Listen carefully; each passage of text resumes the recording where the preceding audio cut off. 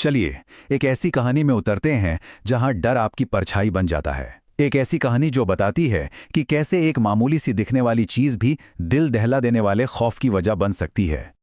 कहानी की शुरुआत होती है एक फुसफुसाहट से, लेकिन ये कोई आम आवाज नहीं है।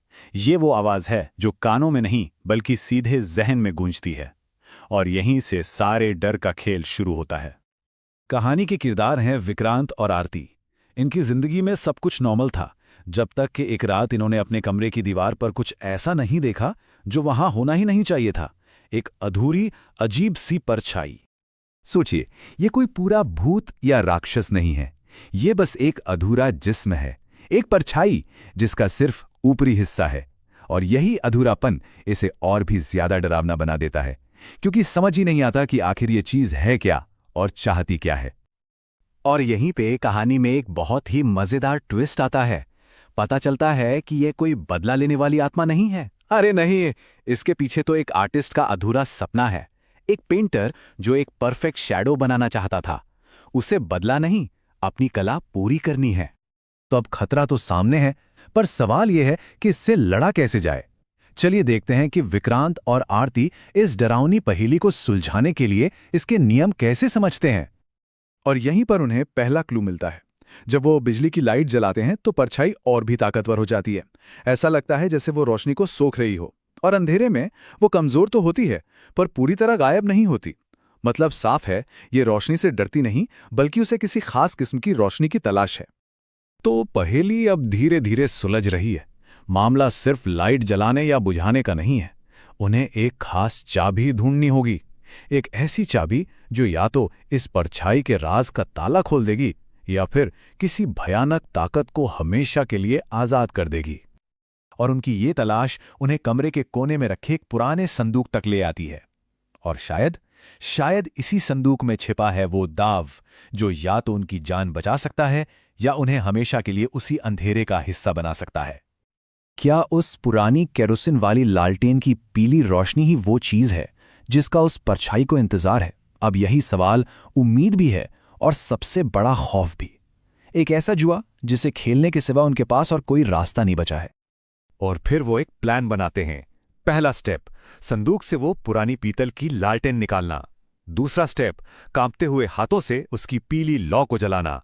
और तीसरा, सबसे खतरनाक स्टेप, उसी रोशनी से उस परछाई का सामना करना। वो जानते थे कि अगर उनका अंदाजा जरा भी गलत हुआ तो वो उस अधूरे शैतान को मुकम्मल कर देंगे। और जैसे ही लालटेन जलती है, कमरे की हवा बदल जाती है। कहानी अपने क्लाइमैक्स पर पहुंचती है, लेकिन ये उनकी सोच से कहीं ज्यादा भयानक होने वाला था। उनका सबसे बड़ा डर सच हो गया। लालटेन की रोशनी, हाँ, वही थी जिसकी उस परछाई को तलाश थी। और अब वो खुद को पूरा करने लगी। जिस चीज को वो हल समझ रहे थे, वही उनके खिलाफ सबसे बड़ा हथियार बन गई। वही फुसफुसाहट फिर लौटती है, पर इस बार वो पहले से कहीं ज्यादा साफ और ताकतवर है। परफेक्ट। और दीवार पर उस परछाई के लंबे, पतले पैर बनने लगते हैं, जो धीरे धीरे उनकी तरफ बढ़ रहे हैं। चित्रकार की कला पूरी हो रही थी, उनकी जिंदगी की कीमत पर। अब कोई रास्ता नहीं बचा था। मौत बिल्कुल सामने थी। और उसी पल, जब सारी उम्मीदें खत्म हो चुकी थीं, विक्रांत एक ऐसा फैसला लेता है जो या तो सब कुछ खत्म कर देगा या सब कुछ बचा लेगा। विक्रांत को अचानक समझ आता है कि परछाई को रोशनी चाहिए, आग नहीं। और बस इसी एक सोच के साथ वो उस लालटेन को, जो उस परछाई की ताकत थी, एक हथियार में बदल देता है। क्या चाल थी! और नतीजा फौरन सामने आता है।